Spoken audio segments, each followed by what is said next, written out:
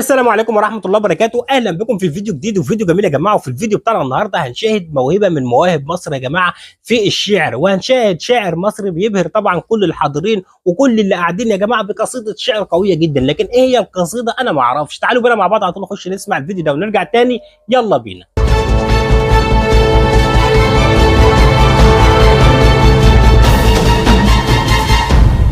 انتبه من فضلك، مصر ترجع إلى الأمام.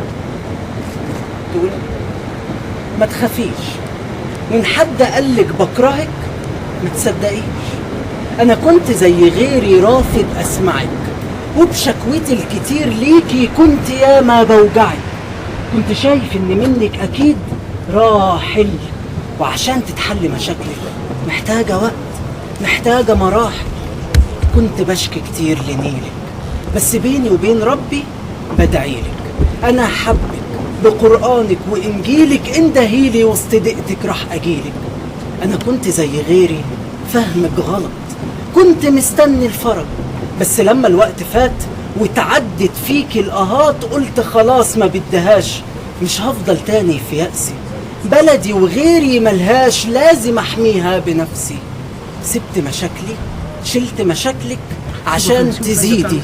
سبت ملامح شكلي في صورة جوه بيتي. سبت أهلي ولأنك تستاهلي، نسيت حاجات كتير فيا وفكرت فيكي. عفارك ملا جيوبي، وليلك ملاني برد. عرقي سقى أرضك بين كل حد وحد، وفي وحدتي غربتك كانت ونس، فما صعبتش على حد. يا مصر تاريخك مليان أبطال، فاسمحيلي أكون بطل زي اللي حاربوا بجد. يا بلدي فيكي رجالة يسندوكي طول السنين، ما تخافيش ده استحالة يسيبوكي لو كنت فين. ليكي علماء وفنانين، ليكي دكاترة ومهندسين، حرف ومعلمين، ليكي ولاد وبنات حابينك بقلب أبيض طيبين. ليكي أسود على الحدود، جبالك حمى، ذخيرتك سدود، لا يهمك هدد ولو على العدد تراب الجنود. فما تخافيش من حد قال بنكرهك، ما تصدقيش ده احنا ولادك. لو بكينا هنبكي ليكي، لو شكينا هنشكي ليكي. احنا ولادك، لو شكينا هنشكي ليكي، لو بكينا هنبكي بدموع عينيكي. واي خوف فينا يا بلدي مش منك، ده خوف عليكي. هنوفي ليكي جميع ندورك، وهتاخدي الأولوية في دورك. ولو ظلام العدو حوضك ما تخافيش، احنا نورك. هتقومي بالتعب والعمل والعلام. هتقومي بالناس اللي لسه تمام، والكل واحد فاكر بلدي بترجع ورا. انتبه من فضلك، مصر ترجع إلى الأمام.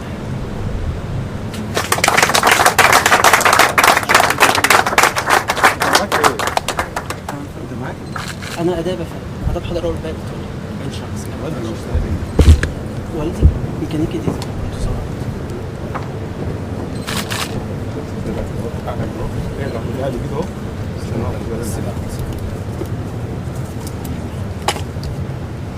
انت ما تستاهلش.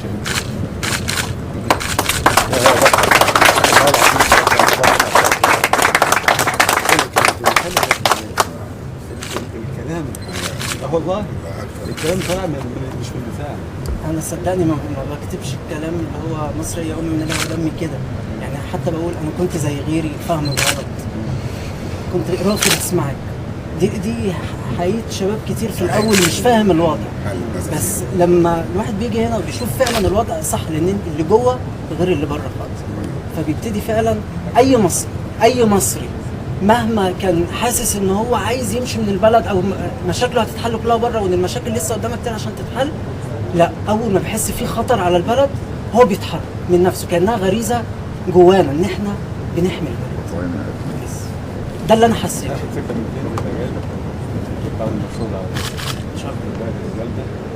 تبص ايد والرجل والايد تمام. انتوا بطل عظيم جدا لمصر. ميرسي جدا. ربنا يديك الصحه. وبكده يا جماعه نكون وصلنا لنهايه الفيديو بتاعنا النهارده. اتمنى الفيديو ده يكون لاعجابكم. لو عجبكم الفيديو ما تنسوش لايك الفيديو واشتراك في القناه عشان يوصلكم كل جديد. اشوفكم على خير في فيديو جديد، والسلام عليكم ورحمه الله وبركاته. سلام.